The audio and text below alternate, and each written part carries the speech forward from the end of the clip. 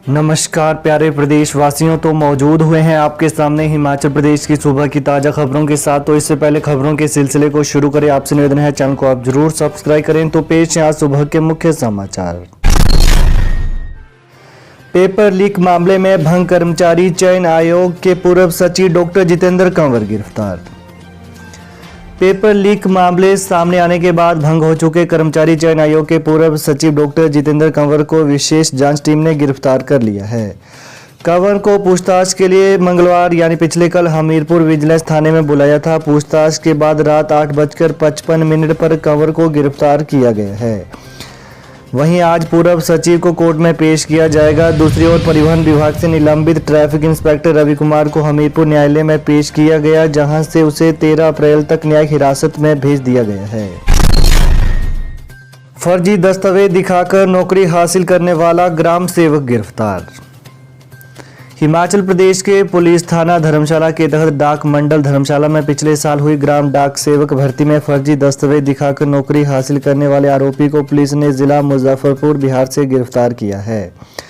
गिरफ्तारी के बाद धर्मशाला लाए गए आरोपी को न्यायालय में पेश किया गया, जहां उसे 6 अप्रैल तक पुलिस की रिमांड में भेजा गया है। जानकारी के अनुसार पिछले साल धर्मशाला डाक मंडल के लिए हुई भर्ती में अजय कुमार निवासी गांव मझोलिया जिला मुजफ्फरपुर बिहार ने अपने आवेदन पत्र में 10वीं कक्षा का फर्जी दस्तावेज लगा दिया था। दिल्ली पहुंची बागवानों की लड़ाई, सेब उत्पादन सहायक वस्तुओं से जीएसटी हटाने की मांग।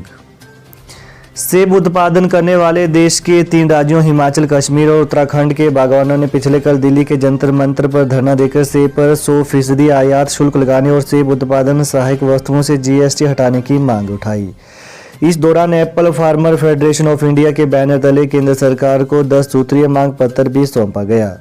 एप्पल फेडरेशन ऑफ इंडिया के संयोजक सोहन ठाकुर ने कहा कि बीते 4 साल में सेब उत्पादन की लागत 2 गुना हो गई है। संयोजक ने कहा कि सरकार ने कृषि की लागत वस्तुओं पर से अनुदान खत्म कर दिया है। खाद, बीज और दवाइयां किसानों और बागवानों की पहुंच से दूर हो गई हैं।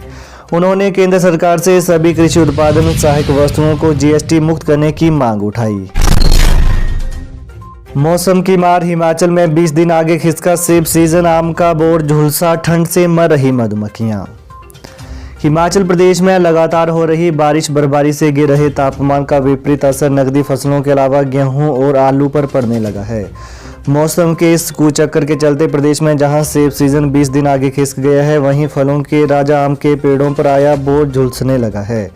तापमान में गिरावट के चलते इस फसल को फंगस रोग लगने की आशंका है। वहीं कई क्षेत्रों में गेहूं की फसल तैयार हो गई थी, लेकिन बारिश से गेहूं को नुकसान पहुंचा है। कुल्लू जिले में 15 मार्च से लगातार ऊंचाई वाले इलाकों में बर्फबारी व निचले इलाकों में बारिश से सेब को अनुकूल तापमान नहीं मिलने से सेब की फसल 20 दिन देरी से तैयार होगी। जिला में करीब 27,000 हेक्टेयर में सेब के बगीचे हैं और करीब 90% लोग बागवानी से जुड़े हैं। शिमला बिलासपुर 4 लेन के लिए अर्की में कटेंगे 11,000 पेड़। शिमला बिलासपुर 4 लेन बनाने की प्रक्रिया तेज हो गई है। 4 लेन के लिए अर्की क्षेत्र में ही 11,000 पेड़ काटे जाएंगे। इनमें 3,000 पेड़ फलदार हैं। राष्ट्रीय राजमार्ग प्राधिकरण NHAI और वन विभाग ने इनकी गणना पूरी कर ली है। जल्द ही इन पेड़ों को काटने के लिए टेंडर अलॉट किए जाएंगे। पेड़ों के कटने के साथ ही 4 लेन निर्माण का कार्य भी शुरू कर दिया जाएगा। अर्की के शालाघाट से बिलासपुर के नौनी के बीच पहले चरण में काम शुरू होगा।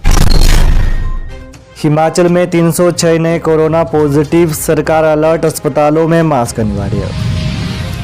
हिमाचल प्रदेश में प्रतिदिन बढ़ रहे कोरोना के मामलों को लेकर सरकार अलर्ट है। अस्पतालों में स्वास्थ्य विभाग के कर्मचारियों सहित मरीजों और तीमारदारों को मास्क पहनना अनिवार्य कर दिया है। भीड़ भाड़ वाले इलाकों में भी लोगों को मास्क पहनने की सलाह दी गई है। बढ़ते कोरोना के मामलों को लेकर स्वास्थ्य विभाग ने पिछले कल कैबिनेट की बैठक में भी प्रस्तुति दी। बैठक में 10 और 11 अप्रैल को कोविड अस्पतालों में मॉक ड्रिल किए जाने का फैसला लिया गया है। 360 कंडक्टरों की भर्ती करेगा हिमाचल पथ परिवहन निगम, प्रक्रिया शुरू। लंबे समय से लंबित हिमाचल पथ परिवहन निगम HRTC कंडक्टर भर्ती की प्रक्रिया शुरू कर दी गई है। प्रदेश सरकार के आदेशों पर HRTC हिमाचल प्रदेश लोक सेवा आयोग के माध्यम से 360 कंडक्टरों की भर्ती करवाएगा। इसे लेकर लोक सेवा आयोग ने अधिसूचना जारी कर दी है। लोक सेवा आयोग की ओर से जारी शेड्यूल के अनुसार अभ्यर्थी इसके लिए ऑनलाइन आवेदन कर सकते हैं। बता दें कि आवेदन की अंतिम तिथि 1 मई तय की गई है। लोक सेवा आयोग ने स्पष्ट किया है कि इससे पहले हमीरपुर चयन आयोग पोस्ट कोड 1031 के तहत भर्तियों के लिए आवेदन निकाला गया था। ऐसे में जो अभ्यर्थी पहले इन पदों के लिए आवेदन कर चुके हैं उन्हें दोबारा फीस भरने की जरूरत नहीं है, लेकिन उन्हें नए सिरे से आवेदन जरूर करना होगा। रेगुलर नहीं होंगे मल्टीटास्क वर्कर, शिक्षा मंत्री का ऐलान। सरकार ने सत्ता में आते ही दिए थे जांच के आदेश। राज्य के सरकारी स्कूलों में पूर्व सरकार में नियुक्त किए गए मल्टीटास्क वर्कर को वर्तमान सरकार में नियमित नहीं किया जाएगा। नाचन से विधायक विनोद कुमार द्वारा सदन में पूछे गए सवाल में शिक्षा मंत्री रोहित ठाकुर ने यह जानकारी दी।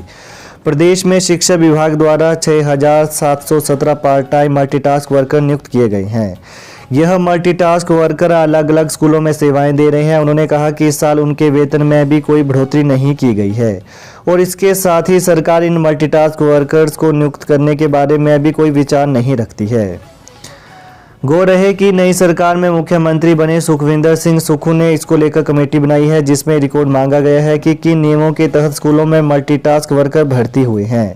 ऐसे में सरकार इन भर्तियों पर कोई भी फैसला ले सकती है। प्रदेश के स्कूलों में भाजपा सरकार ने 8,000 मल्टीटास्क वर्कर को रखने के लिए आदेश किए हैं और करीब 50% स्कूलों में मल्टीटास्क वर्कर रखे भी जा चुके हैं। जब ये भर्तियां हो रही थी तब भी मामला हाईकोर्ट में चला गया था। जयराम सरकार को बीच में पॉलिसी बदलनी पड़ी थी। सीबीएसई की तर्ज पर हिमाचल स्कूल शिक्षा बोर्ड भी खत्म करेगा टर्म प्रणाली। सीबीएसई की तर्ज पर हिमाचल प्रदेश स्कूल शिक्षा बोर्ड भी टर्म प्रणाली खत्म करेगा। शिक्षा बोर्ड ने फाइल तैयार कर प्रदेश सरकार को भेज दी है।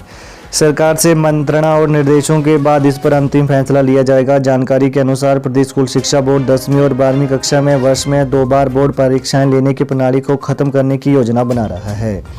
बोर्ड अध्यक्ष और सचिव जल्द ही शिक्षा मंत्री के साथ बैठक करेंगे। इस बैठक के बाद ही इस पर फैसला लिया जाएगा।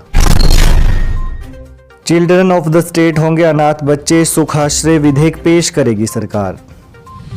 हिमाचल प्रदेश में अनाथ बच्चे चिल्ड्रन ऑफ द स्टेट कहलाएंगे। राज्य विधानसभा में इस बारे में सुखाश्रय विधेयक 2023 पेश किया जाएगा। सदन में से पारित करने का प्रस्ताव लाया जाएगा। इसके अलावा प्रदेश के गौसदनों के गोवंश को मंदिरों से जोड़ा जाएगा। ये फैसले पिछले कल मुख्यमंत्री सुखविंदर सिंह सुक्खू की अध्यक्षता में सचिवालय में हुई कैबिनेट की बैठक में लिए गए। वहीं कैबिनेट ने निर्णय लिया कि सुखाश्रय विधेयक में अनाथ बच्चों से संबंधित सीएम की अब तक की सभी घोषणाएं शामिल होंगी।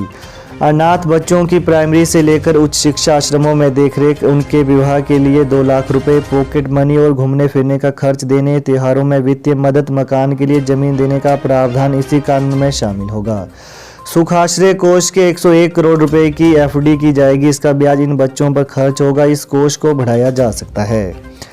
तो ये हैं सुबह के मुख्य समाचार। तो प्रदेश की ताजा खबरों को पाने के लिए चैनल को आप जरूर सब्सक्राइब करें। धन्यवाद। बंगाल से सिद्धि प्राप्त 64 शक्तियों के माहिर, इमीडिएटली रिजल्ट, बाबा सलीम खान।